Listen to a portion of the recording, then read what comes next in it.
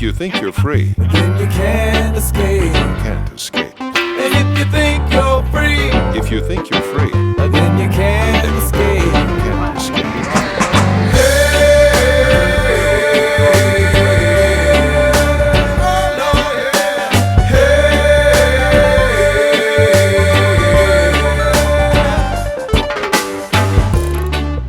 So hey, it's Stef and Jeff. Hi. We are just arriving at the Living Tree Alliance in... Like, yes. Yeah, it's really nice, beautiful place. Where are we? We're in the Mad River Valley of Vermont, and just coming to check it out. Wow, look at those sunflowers. Much to see here.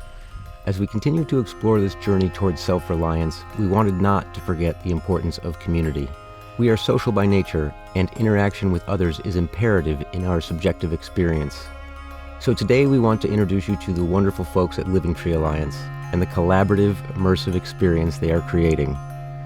An intentional reimagining of how to exist in the world.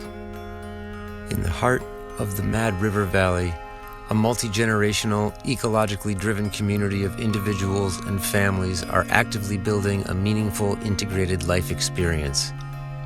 Living Tree Alliance is redefining community, regenerating soil, and revitalizing culture.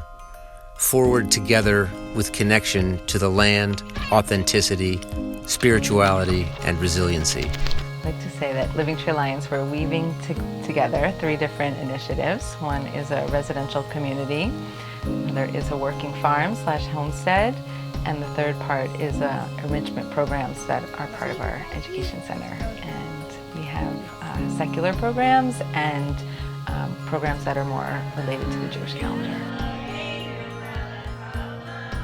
The Jewish calendar and the Jewish tradition is really based on an agricultural system. And over the last how many thousands of years, it's become more of the people of a book and learning about the books, and we're really bringing it back to the land. Wow. There you go. Great. I'm Safira Ashkello. You spell my name Sephiirah. That's a lot of letters. Living Tree is a really exciting thing for me because I love being in community and working closely with people. Feels like it's a great way to really get closer and more connected and understand each other. And so that has been really important to me in my adult life. And I really love growing food and being connected to my food source and being in a natural environment where I can go for walks in the woods.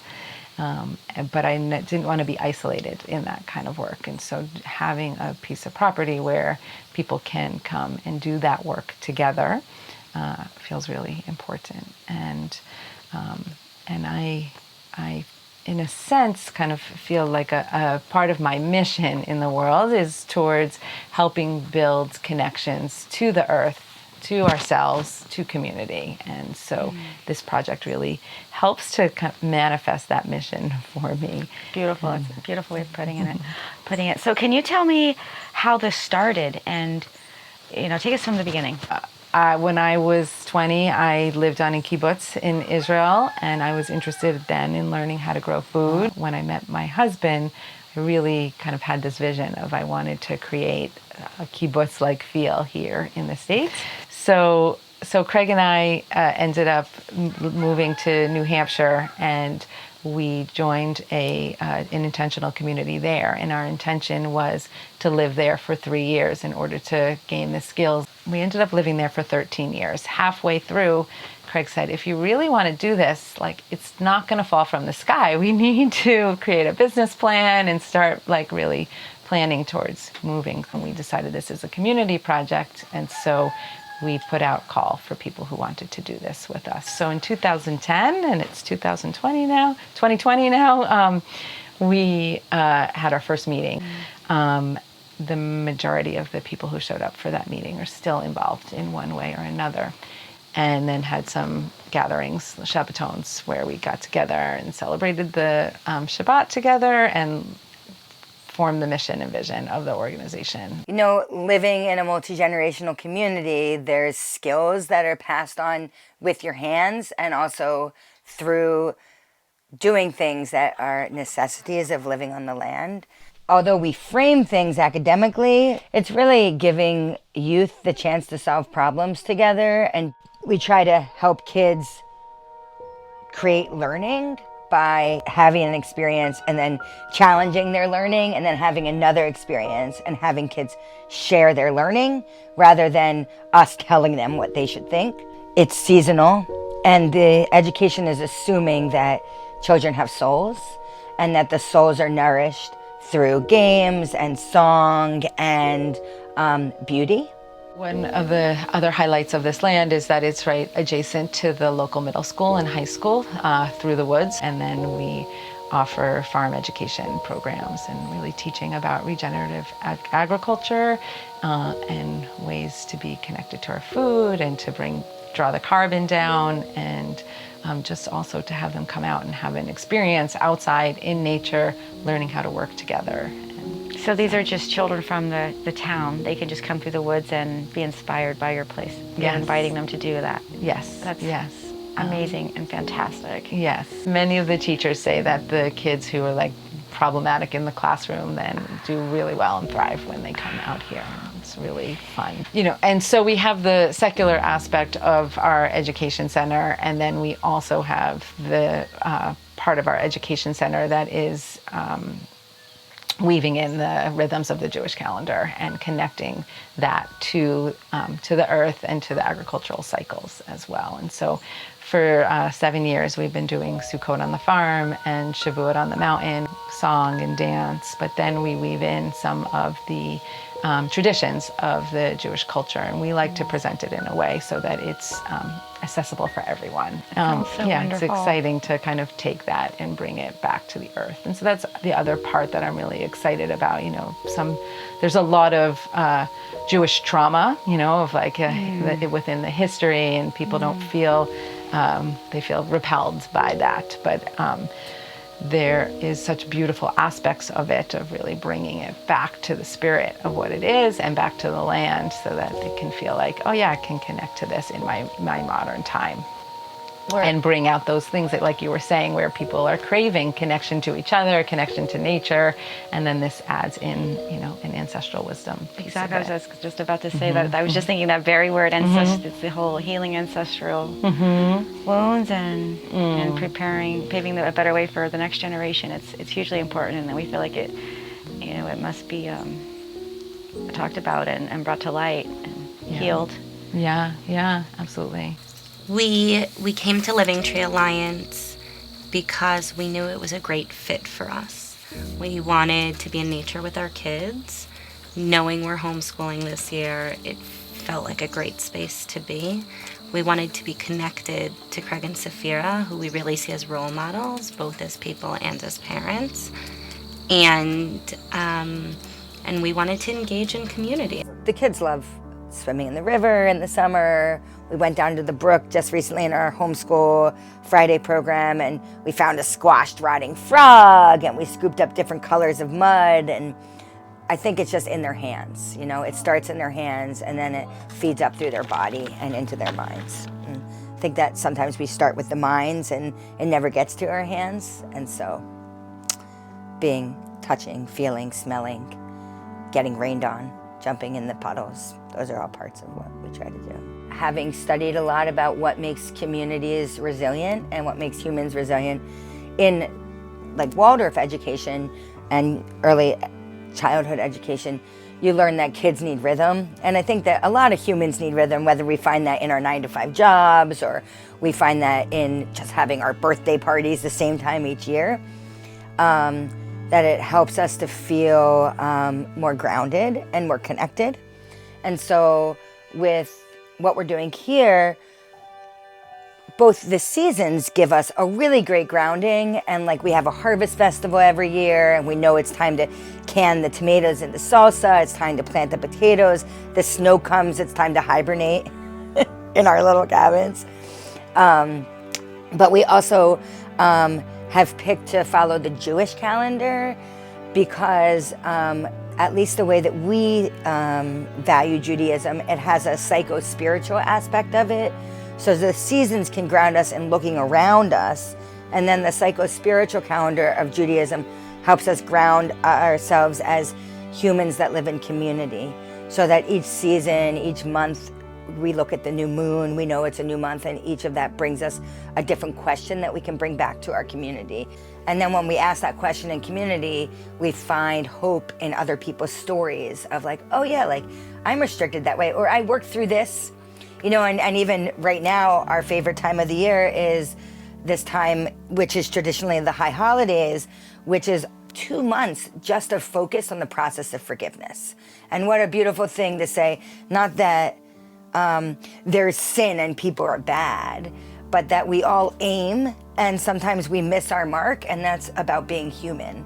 And that it's a really, really hard thing to look in the mirror and honestly just say, you know what, like, I love myself, but there's changes I can make. And what does that look like to actually commit to changing my behavior? And then you look around and you say, oh, look, all these people are looking in the mirror too, and we're all doing this work together. I think that's why we have rhythms, because we know we're gonna get to that process and we're gonna get to do it together. I think we're currently being challenged to trust ourselves.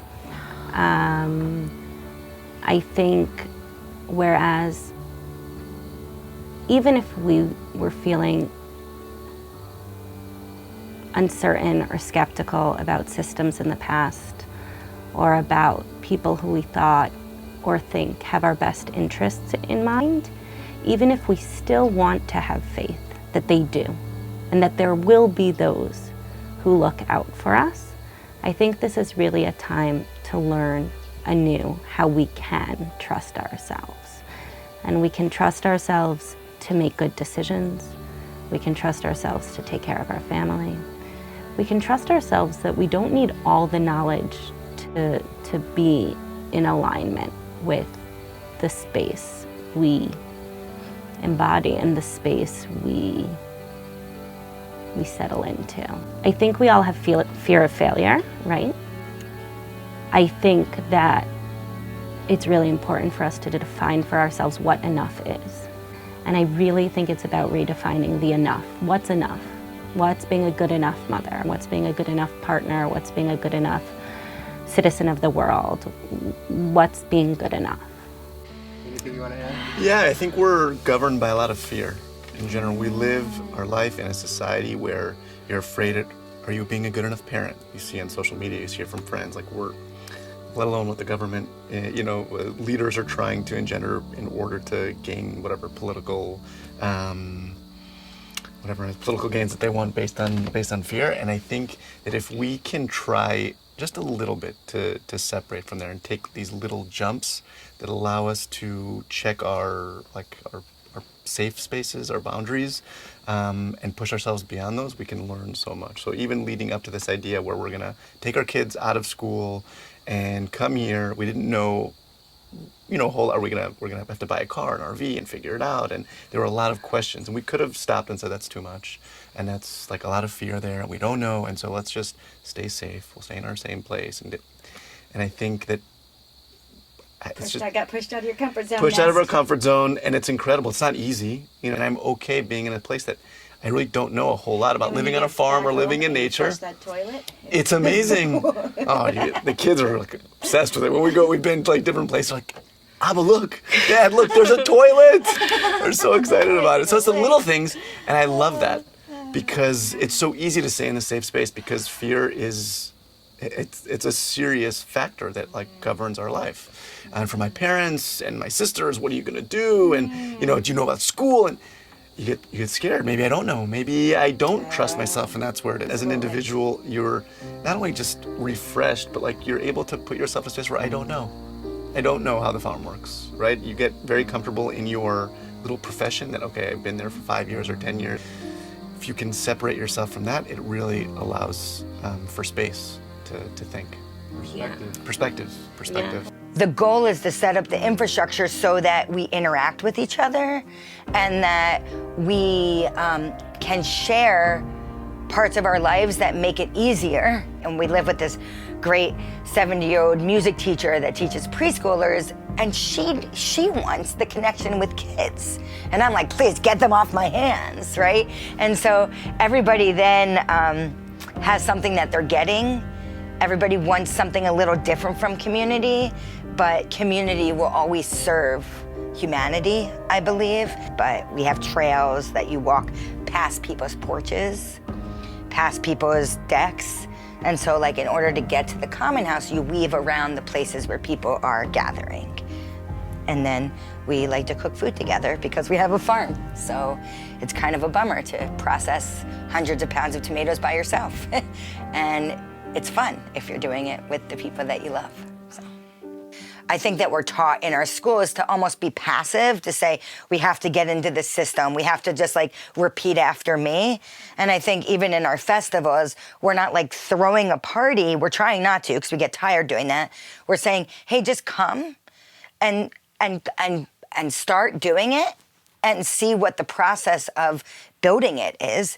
That's the festival, right? And that's the religion, and that's the way that we make our food. And so I think all those transformations are saying, yeah, like your life is in your hands, and it should be. You're not hearing the stories and thinking that it's the truth. You're hearing and creating stories as you live based on values that have been passed on by our ancestors. Like whatever your ancestry is, like, you know, it's respect to the elders. It's like I take that on my shoulder and then I wrestle with it and I engage, and then out the other end, it's a community process and a new, right, future is made. And hopefully that future is better for like my kids, but the whole generation. And also the older generation that's like choosing to move and be part of our community. Like they're looking for something. They don't want to like grow old alone. And I'm happy. It's so sad to think in big cities that like neighbors pass away and you might not know. That really has always saddened me, you know? And so to know that like, yeah, of course I'm here to provide help for the people that I love. What else would I want to do? Yeah, so. You know, knowing how to build and create what you need feels like, okay, we can survive if the systems crash. You know, for sure we're still reliant on the system in so many ways.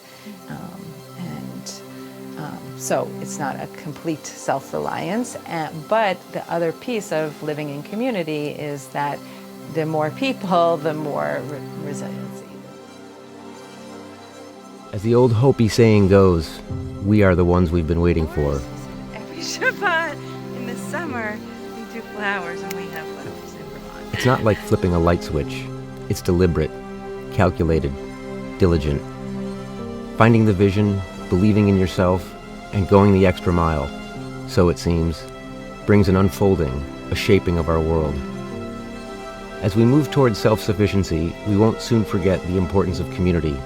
To find out more about Living Tree Alliance, find them online at livingtreealliance.com.